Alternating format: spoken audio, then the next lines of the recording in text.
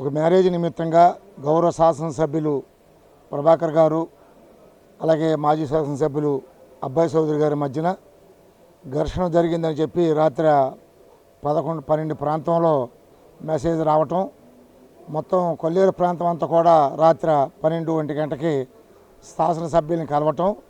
ఇదంతా కూడా కొల్లేరు ప్రాంతంలో 2018లో చేపల చెరువులు గౌరవ శాసనసభ్యులు ప్రభాకర్ గారు తవ్వటం జరిగింది.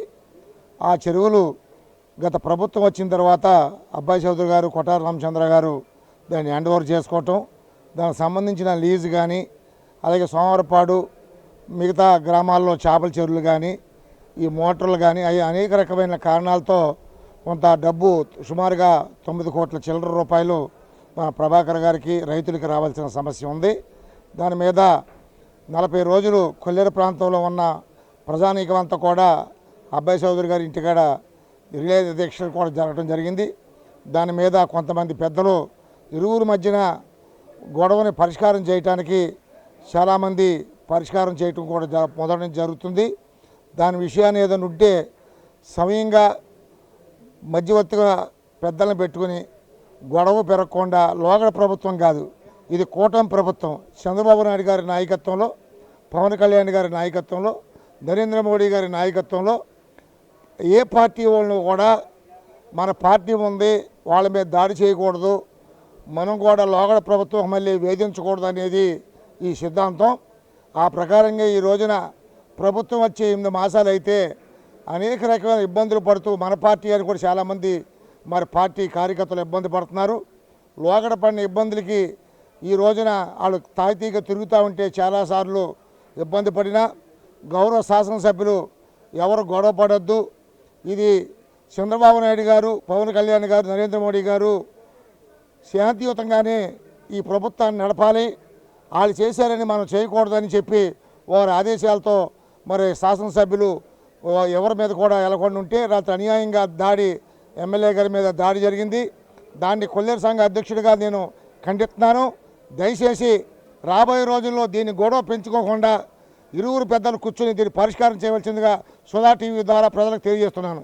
రాత్రి దాడి కావాలని వాళ్ళు పుంజుకొని ఏదో ఈ ఎలక్షన్ల కోసం ఈటీటీ కోసం పెట్టుకోవటం వాళ్ళు కావాలని రేపుకుంటున్నారు. ఇది మా ఎమ్మెల్యే గారు ఎంత మా పార్టీ నాయకుడు సీఎం చంద్రబాబు గారికి మాటల అనుసారం ప్రకారంగా ఆయన తగ్గి ఎంత ఉంచినా ఆ వర్షంలో ఆయన రెచ్చగొట్టి ఏదో కూడా పెట్టి చేయాలని చూస్తున్నారు. ఈయన మా ఎమ్మెల్యే గారు ఎప్పుడు తగ్గి ఉంటున్నారు, కానీ రెచ్చగొట్టే ధోరణిలో మాట్లాడి చేయటం కరెక్ట్ కాదు. ఆయన తగ్గించుకోవటం మంచిది. అబ్బాయి చౌదరి గారు ఇవాళ ఉండి రేపు పోతాడు, దాని గురించి కదా పార్టీ అంటే రాయల్టీగా చేసుకునే విధానంగా ఉండాలి. అప్పులు సొప్పులు అక్కడక్కడ ఆస్తులు అమ్మేసి ఆస్తులు తనఖాలు పెట్టి ఇచ్చే ప్రభుత్వం కాదు కదా మాది. ఇన్ని నెలల నుంచి పెన్షన్లు ఇస్తున్నాం, ఎక్కడన్నా ఆ ఆస్తులు అప్పులు తెస్తాం కానీ ఏదైనా ఆస్తిని తాకడ పెడతాం కానీ చేశారా చంద్రబాబు గారు? చేయలేదు కదా. ఆ ధోరణిలోనే మమ్మల్ని అందరినీ ఆపి మా ఎమ్మెల్యే గారి ద్వారా మా నాయకుల్ని కార్యకర్తలను కూడా ఆపి గొడవలు వద్దు ఈ వద్దని అంటారు, కానీ వాళ్ళు రెచ్చగొట్టే ధోరణిలో అట్లా మాట్లాడతాం కరెక్ట్ కాదు. మీ సభాముఖం చెప్పేది ఏంటంటే వాళ్ళు ఎంతమటుకి ఈ మీడియా సమావేశం ఈ మీడియా తరఫున మాట్లాడేది ఏంటంటే నా ఉద్దేశం ప్రకారం మంచిది. మీరు ఈ వర్షంలో మాట్లాడటం వల్ల కార్యకర్తలు నాయకులు దెబ్బతింటారు. మీకేమవుదండి అబ్బాయి చౌదరి గారు? నాయకులు కార్యకర్తలు దెబ్బతింటారు. మీరు ఆ వర్షంలో జనాన్ని రెచ్చగొట్టే ప్రయత్నాలు చేయొద్దు. మా ఎమ్మెల్యే గారు చింతమనేని గారు అయితే తగ్గి చాలా వినయంగా ఉంటున్నారు. మీ ఇష్టం అది. నా పేరు భూపతి రమేష్ అండి, చదవే మండలం ఎస్ఎస్ఎల్ నాయకుడిని. అసలుకి ఈరోజు ఘటనలు జరిగేది ఎలా జరుగుతున్నాయి అంటే దారుణంగా జరుగుతున్నాయి. వాళ్ళు మేము అధికారం పార్టీలో ఉండి మేము ఇచ్చేస్తుంటుంటే వాళ్ళు మా నాయకుడు సైలెంట్గా ఉండంటారు, నీ పనులు మీరు చేసుకుంటారని చెప్పితే అడ్డం తిరిగి మా నాయకుడి మీద డ్రైవర్ల మీద వాళ్ళు ఇష్టాసారంగా ప్రవర్తిస్తున్నారు. అసలు ఏమనుకుంటున్నారు అసలు వాళ్ళు అర్థం కావట్లేదు. అలా గరానా జనాలు కూడా బుద్ధి చెప్పినా వాళ్ళు అసలుకి ఇంతవరకు వాళ్ళ గరానా తగ్గలేదు. ఎక్కడ పడితే అక్కడ నాగిం చేస్తున్నారు. అసలు వాళ్ళు బేడి బ్యాచ్ రౌడీలు అసలుకి రౌడీలు చేసి అసలుకి ఆ అబ్బాయి చౌదరి అన్న వ్యక్తి అసలుకి ఏమనుకుంటున్నాడో అర్థం కావట్లా నడుపుతున్నాడు. అసలుకి ఆయనకి సరైన బుద్ధి చెప్పమని మేము అధికారంలో ఉన్నా సరే మేము వాళ్ళు అలిష్టాసారంగా మాట్లాడుతూ వాళ్ళు ఎలాగ దూషిస్తూ ఆ డ్రైవర్ని మీద చేసుకుని వాళ్ళకి అసలుకి ఏమనుకుంటున్నారో ఏంటో అర్థం కావట్లేదు. వాళ్ళకి వాళ్ళు అసలుకి వాడిపోయి జనాలు బుద్ధి చెప్పి ఆ వాడిపోయిన సిగ్గు లేకుండా వాళ్ళు మళ్ళీ ఇంకా అలా మాట్లాడుతున్నారు. అసలుకి ఈ జనాల మయ్యానికి వస్తారా మళ్ళీ అలా చెప్పించి కొడతారు జనాల వాళ్ళకి.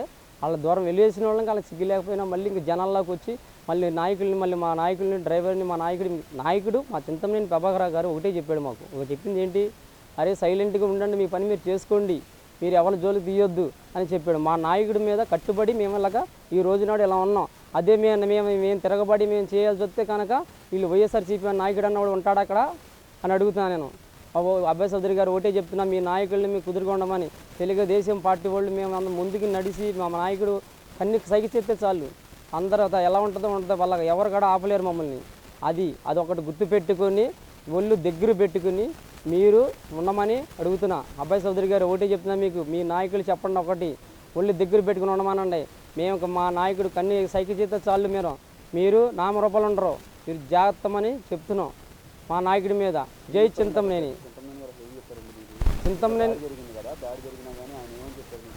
చింతమనేని ప్రభాకర్ గారు ఒకటే చెప్పారు, ఏమని చెప్పినా దాడి జరిగినా సరే అందరూ సైలెంట్గా ఉండండిరా, మీరేమొద్దు, మన చట్టం ఉంది, మనకు అవన్నీ ఉన్నాయి, అవన్నీ చూసుకుంటాం, మీరు అందరూ సైలెంట్గా ఉండన్నారు. ఆయన ఒక్క మాట చెప్పినట్టయితే మీరు ఉండరు ఇక్కడ. కానీ మేము అలాగ మా నాయకుడి మీద కట్టుబడి మేము అలా ఉన్నాం. మీరు ఒకటే చెప్తున్న అబ్బాయి చౌదరి గారు, మీరు చాలా జాగ్రత్తగా ఉండాలి. మీరు మా నాయకుడి మీదుగా మళ్ళీ కానీ ఇది కానీ జరిగిందా పోలీసులకు ఒకటే చెప్తున్నా, ఇలాగా మాకు గవర్నమెంట్లో ఉండగా మాకు రక్షణ లేకుండా మా నాయకుడికి మా డ్రైవర్లకి రక్షణ లేదు. ఈరోజు మీరు బందోబస్తు కల్పించి మీరు చేసి మా నాయకుడు కానీ ఏదన్నా తేడా జరిగినట్టు ఉంటే కనుక ఏదన్నా ఇది జరిగితే కనుక జాగ్రత్త అని చెప్తున్నాం మీ అందరికీ. మా నాయకుడి కోసం మేము ప్రాణాలు ఇస్తాకైనా ముందుండే మనుషులు ఉన్నాం మేము.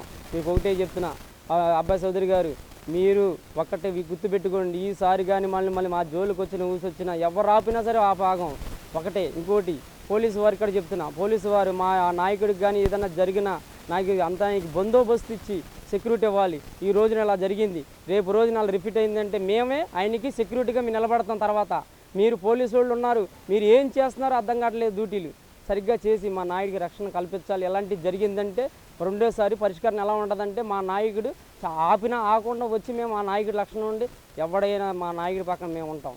మాకు అది హక్కు ఉంది, మేము ఉంటాం, మా నాయకుడు మేము కాపాడుకుంటాం. మీ పోలీసు వాళ్ళు మీరు కాపాడలేకపోతే పక్కన నుంచోండి, మా నాయకుడు మేము ఎత్తుకుంటాం. అదే ఒకటే మీకు చెప్తున్నాను, వాళ్ళు కానీ రౌడీలు కానీ మళ్ళీ ఈసారి మా నాయకుడి మీద కారు కానీ ఆపినట్టుంటే మేమే మా కార్యకర్తల ప్రతి కార్యకర్త మొత్తం ప్రతి ఒక్కరు వచ్చి మేము వాళ్ళని చేయగలం. అది వాళ్ళు జాగ్రత్త పెట్టుకోమని చెప్తున్నాం. జై